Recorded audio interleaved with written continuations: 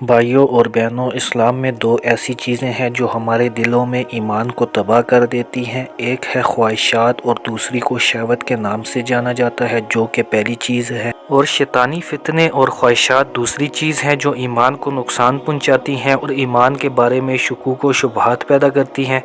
جیسے کہ کوئی شخص اللہ کی موجودگی، اللہ کی رحمت، اللہ کی قدرت، ان سب چیزوں پہ شک کرے، فرشتوں پہ شک کرنا، جہنم، جنت، موت کے بعد کی زندگی وغیرہ سب پہ شک کرنا، اس قسم کے شکوک و شبہات کا علاج صرف اور صرف صحیح علم سے ہے اور اس پہ عمل کرنے سے۔ صحیح علم انسان کے ذہن میں شک کو بڑھنے سے بچاتا ہے، اور وہ کامل علم ہے قرآن و سنت کا علم۔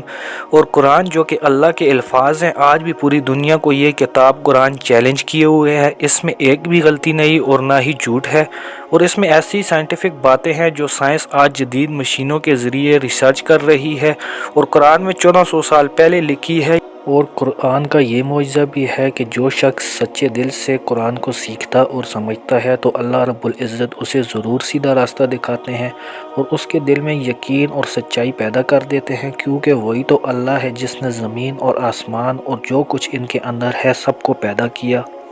جو قرآن و سنت کو دل سے سمجھے گا، اللہ اس کے دل سے سارے شک دور کر دے گا۔ دوسری قسم جو ایمان کو ختم کر دیتی ہے وہ ہے شہوت اور خواہشات، جیسے زنا یعنی حرام رشتے، جسے آج کے ماڈرن اور گندے لوگ بوائے فرینڈ گرل فرینڈ کا نام دیتے ہیں، شراب، جوا اور تمام حرام کام جن کے بارے میں ہم جانتے ہیں۔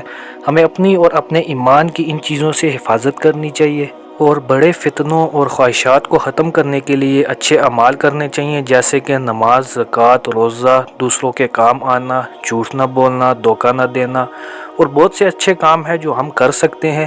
جب انسان اللہ پہ یقین رکھ کے اپنے آپ کو اچھے کاموں میں لگا لیتا ہے تو اللہ پاک اپنے فضل سے اسے برے کاموں سے بچا لیتے ہیں۔ اگر آپ کی زندگی میں کوئی بھی اچھے اعمال اور نیک اعمال نہیں ہے، آپ کا بہت سا وقت خالی اور اکیلے میں ہوتا ہے، تو شیطان اس وقت کا فائدہ اٹھاتا ہے اور آپ کے ذہن میں برائیاں، فتنے، فساد بڑھانے کی کوشش کرتا ہے، اور آپ یہ کر بھی دیتے ہیں۔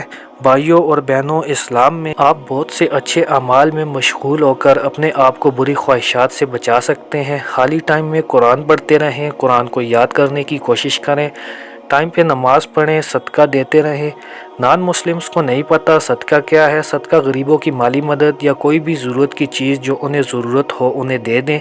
ایسے اعمال کرنے سے آپ برے کاموں سے بچ جائیں گے۔ اللہ رب العزت قرآن میں فرماتے ہیں، میں نے آخری نبی محمد مصطفیٰ صلی اللہ علیہ وآلہ وسلم کو بھیجا دو چیزوں کے ساتھ، ایک ہدایت، دوسری سچے دین کے ساتھ بھیجا۔ خود کو سچے دین کے ساتھ جوڑے رکھیں اور اچھے اعمال کرتے رہیں، جن کی وجہ سے انسان سچائی کو سمجھ لے گا اور جو بھی شیطانی فتنے اور فساد ہوگے ان سے بچ جائے گا، اور جس کی موت اچھے نیک کام کرتے ہوئے ہوگی وہ قیامت کے دن اللہ کی رضا میں اٹھائے جائیں گے، اور وہی تو اصل کامیابی ہے۔ ہم دعا گو ہیں اللہ پاک ہمیں معاف فرمائے، ہمیں توبہ کرنے کی توفیق عطا فرمائے۔